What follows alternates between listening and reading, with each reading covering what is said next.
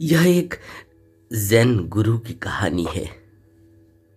एक बार एक व्यक्ति ज़ेन गुरु के पास पहुंचा और उसने कहा कि उसके घर वालों ने अब उसको घर से बाहर निकालने के लिए पूरी तरह से व्यवस्था कर दी है। वह उससे नफरत करने लगे हैं।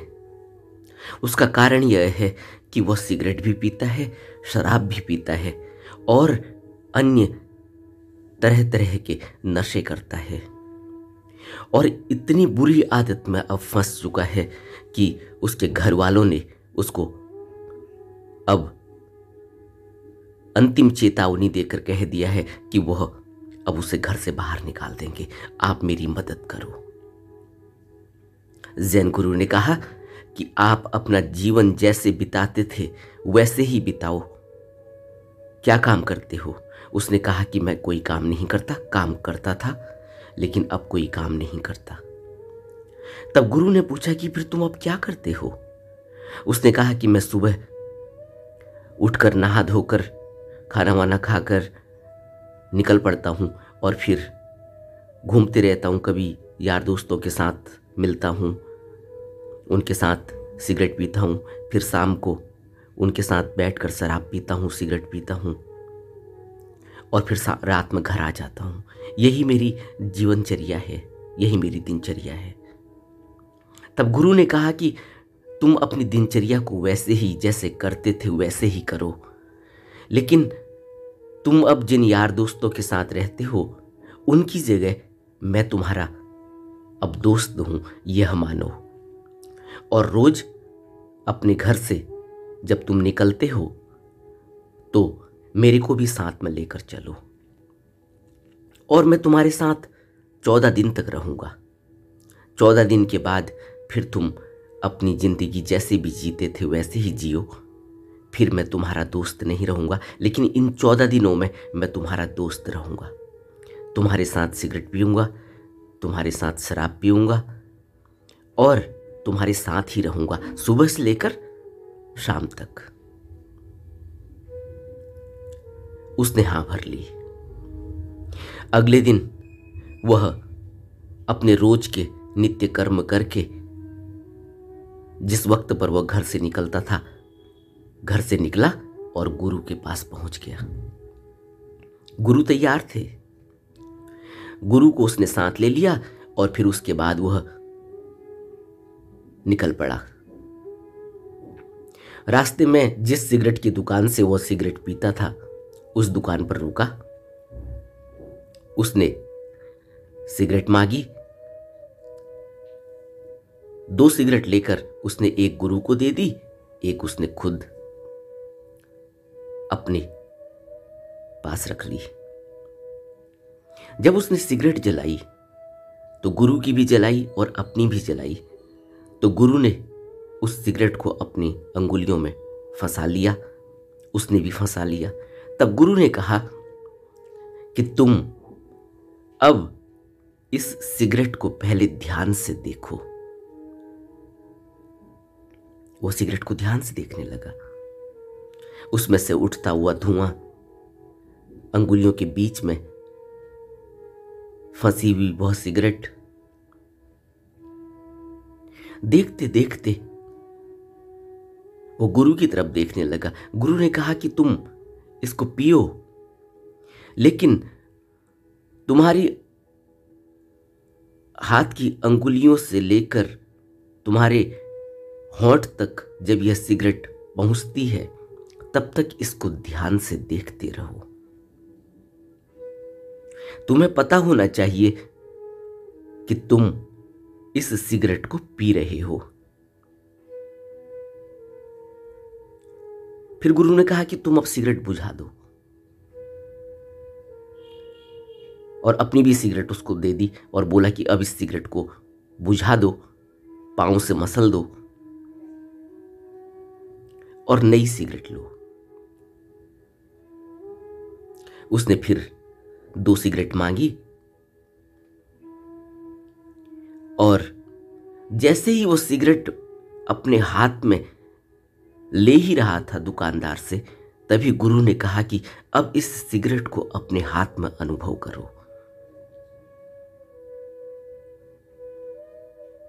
वह दोनों सिगरेटों को हाथ में पकड़ने लगा, पकड़कर अनुभव करने लगा। अनुभव करते करते उसे यह लगा कि इस सिगरेट को अगर मैंने इतनी देर हाथ में पकड़ा, यह तो हाथ के पसीने से पसीज जाएगी, गीली हो जाएगी। उसने कहा, गुरुजी, यह सिगरेट तो हाथ से पसीजने लगेगी, गीली हो जाएगी, फिर जलेगी नहीं। तो गुरु ने कहा, जला लो। जैसे ही वो जलाने लगा, गुरु ने कहा, रुको, इस सिगरेट को जब तुम जला रहे हो तब इसको ध्यान से देखते रहो। ध्यान से जलाते हुए माचिस को जिस तरह से तुम माचिस की डिब्बी से निकाल रहे हो, उस माचिस की तिल्ली को रगड़ रहे हो, उसको ध्यान से देखो। उसने माचिस की तिल्ली निकाली, ध्यान से देखी, उसको रगड़ा, रगड़ के मुंह पर लगाई हुई सिगरेट को जलाया।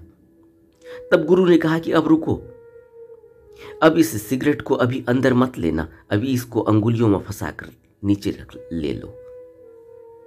उसने सिगरेट अंगुलियों में फंसाकर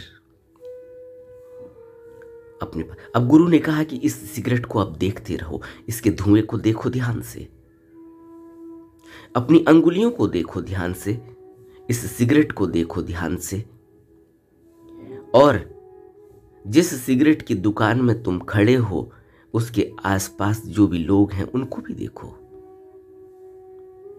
कुछ लोग दुकान के आसपास चाय पी रहे थे, कुछ लोग दुकान के आसपास समोसा खा रहे थे। वो सबको ध्यान से देखने लगा। सिगरेट पीने वाले कुछ ही लोग थे, जिनमें से वह भी एक था। अब गुरु ने कहा कि जितने भी लोग यहां हैं उनके चेहरों को जरा ध्यान से देखो, उनकी एक्टिविटीज को ध्यान से देखो। वो ध्यान से देखने लगा। तब गुरु ने कहा कि देखो, हम दो लोगों के अलावा आपके नजदीक में कितने लोग हैं जो सिगरेट नहीं पीते। उसने कहा, नहीं, मेरे से तो दूर खड़े हैं। तब गुरु ने कहा कि फिर सामने दो लोग चाय पी रहे हैं, आप उनके नजदीक में जाकर खड़े हो जाओ। जैसे ही वो व्यक्ति उन दो व्यक्तियों के नजदीक जाने लगा तो उसमें से एक व्यक्ति ने उसकी तरफ ध्यान से देखा, उसके हाथ में सिगरेट देखी, और वह दोनों लोग वहां से अपने कदम बढ़ाते हुए खिसकते खिसकते थोड़ा और आगे चले गए। जब वो और आगे चले गए तब गुरु ने उसको इशारा किया कि वापस आ जाओ। वो वापस आ गया। अभी तक उसने सिगरेट पी नहीं थी, सिगरेट उसकी अंगुलियों में ही दबी हुई थी। फिर गुरु ने कहा कि अब इस सिगरेट को अपने हाथ से लेकर अपने होंठ तक पहुंचाते हुए ध्यान से देखो। वह अपने हाथ को अंगुलियों में फंसी हुई उस सिगरेट को अपने होंठों तक लाने तक ध्यान से देखता रहा। ध्यान से देखते देखते उसके विचारों में कहीं यह बात घर करने लगी कि वह जो कृत्य कर रहा है, यह कृत्य तो बड़ा बचकाना है, करने जैसा नहीं है।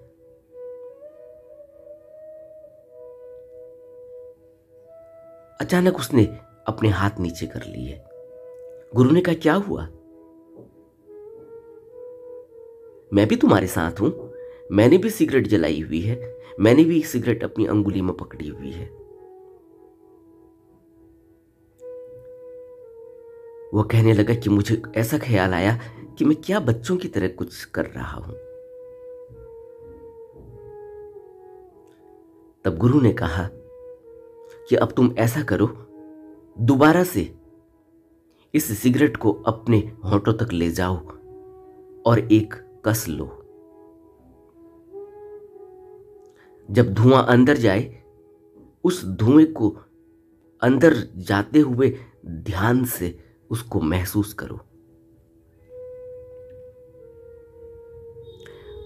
उसने अपनी अंगुलियों में फंसी हुई सिगरेट को दोबारा से ध्यान से देखते हुए वो उस सिगरेट को होंठ तक ले गया। उसने एक पफ ली और जैसे ही उसने एक कस मारी, तब गुरु ने कहा कि अब रुको, इस धुएं को अभी अंदर ही रोक लो। धुएं को अंदर रोकते ही उसके आंखों से पानी आने लगा, आंखों से धुआं निकलने लगा, उसके कान से धुआं निकलने लगा। नाक बंद है, मुंह बंद है, अब धुआं कान से निकलने लगा। गुरु ने अपने झोले से आईना निकाला और आईना उसके चेहरे पर उसको दिखा दिया। अपने चेहरे को देखते हुए वो बड़ा हैरान रह गया कि उसकी आंखें लाल, उसके आंखों से पानी निकलता हुआ और कान से धुआं निकलता हुआ, आंखों से धुआं निकलता हुआ उसे दिखाई दिया। गुरु ने कहा कि अब इस धुएं को बाहर फेंक दो। उसने नाक और मुंह से अपने धुएं को बाहर फेंक दिया। जैसे ही उसने धुएं को बाहर फेंका तो पास में ही एक खड़े व्यक्ति ने उसकी तरफ ध्यान से देखा और फिर वहां से थोड़ा और आगे खिसक गया।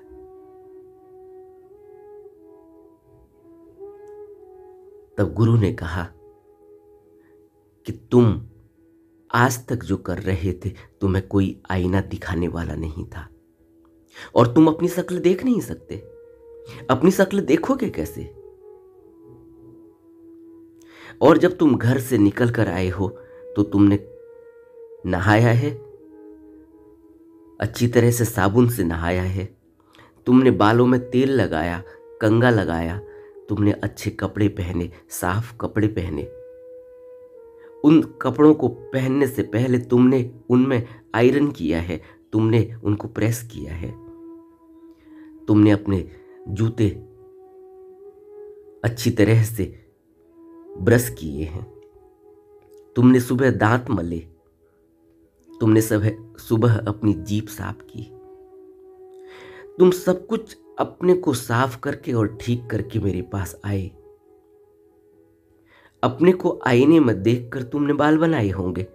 तुमने नहाने के बाद अपने चेहरे को अच्छी तरह से शीशे पर देखा होगा। तुमने जब कपड़े बदले होंगे, अपने कपड़ों को पहनने के बाद तुमने ध्यान से अपने को देखा होगा। लेकिन सिगरेट पीते हुए तुमने कभी अपने को नहीं देखा और न ही सिगरेट पीते हुए तुमने कभी जो भी तुम्हारे आसपास के लोग हैं, तुमने उन पर कोई ध्यान दिया, कोई तवज्जो दी, उनके बारे में सोचा। और न ही कभी तुमने इस बात पर ध्यान दिया कि यह सिगरेट में जो जला रहा हूं, माचिस की तिल्ली निकालने के या लाइटर को ऑन करने के बाद मुंह से जो तुमने सिगरेट जलाई, कस ली, यह तुमने आज तक कभी देखी नहीं। तुमने अपने अंगुलियों में फंसी हुई सिगरेट को अपने होंठ तक पहुंचाने तक अपने हाथ की मूवमेंट को कभी देखा नहीं।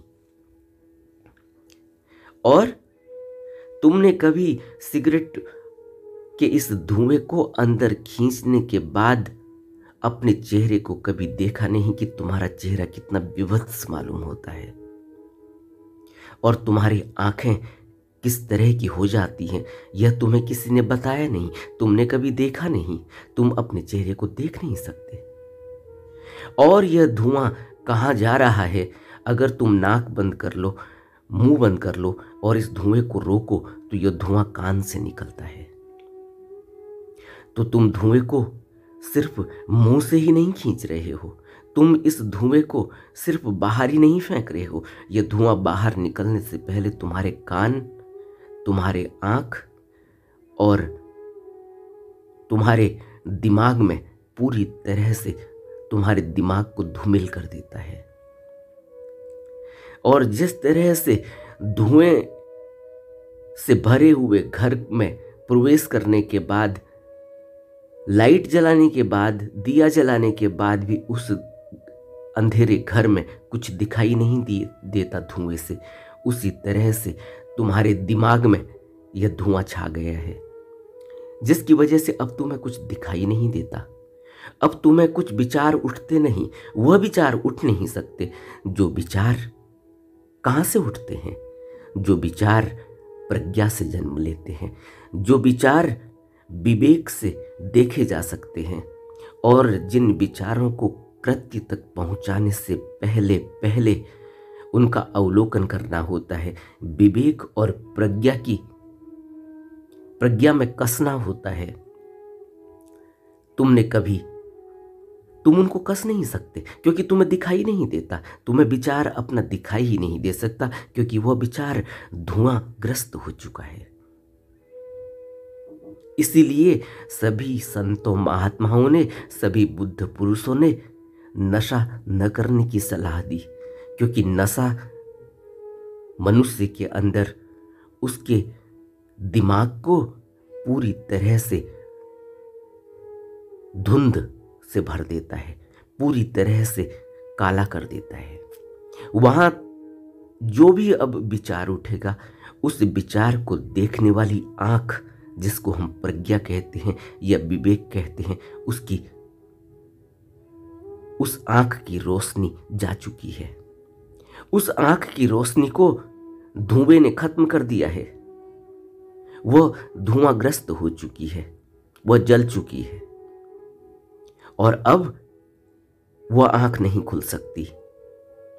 इसलिए कोई भी व्यक्ति जो नशा करता है, उसकी प्रज्ञा और उसका विवेक पूरी तरह से खाक हो चुका होता है। इसलिए संत महात्माओं ने, बुद्ध पुरुषों ने किसी भी उस व्यक्ति को, जो व्यक्ति अपना भला करना चाहता है, आध्यात्म की मार्ग पर चलना चाहता है, इस संसार में अपना अच्छा जीवन जीना चाहता है, उसको नशा न करने की सलाह दी। अब तुम सिगरेट पी सकते हो। गुरु का इतना कहना था कि उसको अपने चेहरे में, अपने शीशे में देखा हुआ वह चेहरा याद आने लगा, जो आंखें लाल और उन आंखों में भरा हुआ पानी और कान से निकलता हुआ धुआं और आंख से निकलता हुआ धुआं दिखाई देने लगा।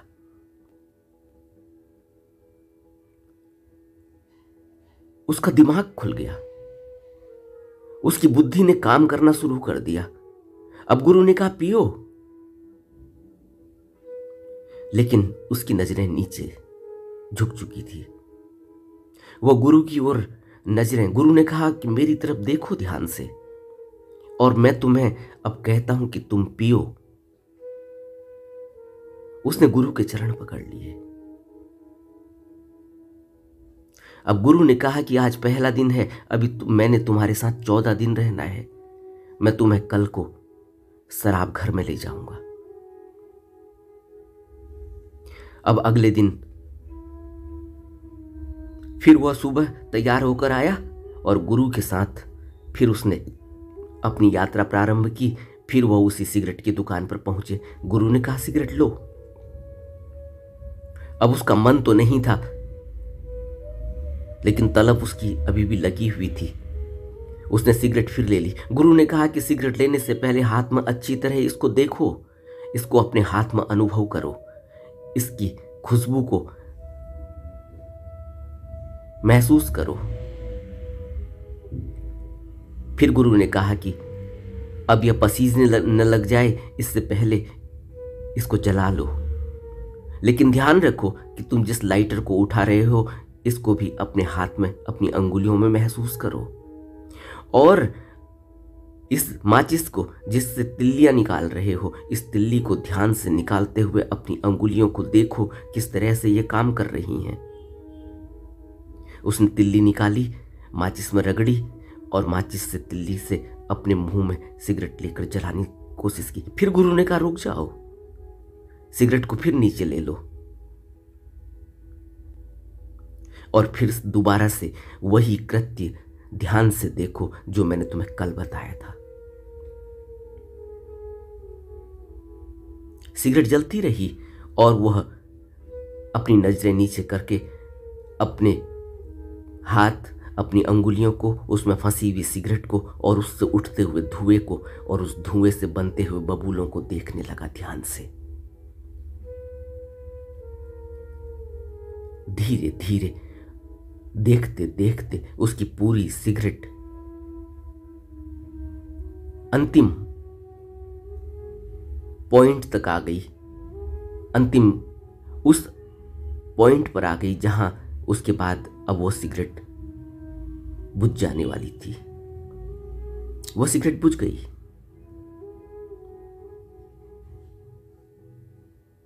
उसने गुरु के चरण पकड़ लिए।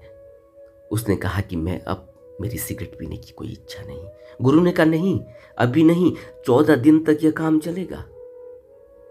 और कहते हैं कि 14वें दिन जब उसने अपने घर से वो गुरु के पास पहुंचा है तो उसने गुरु से कहा कि अब जाने की जरूरत ही नहीं, अब मैं आपके साथ यहीं आश्रम में ही रहूंगा।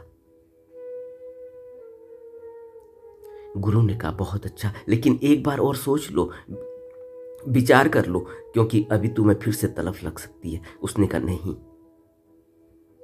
मैंने रोज सिर्फ एक पफ लिया, सिर्फ सिगरेट को मैंने एक बार जलाते समय ही मुंह में लिया है और इन 14 दिनों में मुझे मेरी वह तस्वीर दिखाई दी, मुझे वह आईना दिखाई दे रहा है बार बार जो आपने मुझे दिखाया था।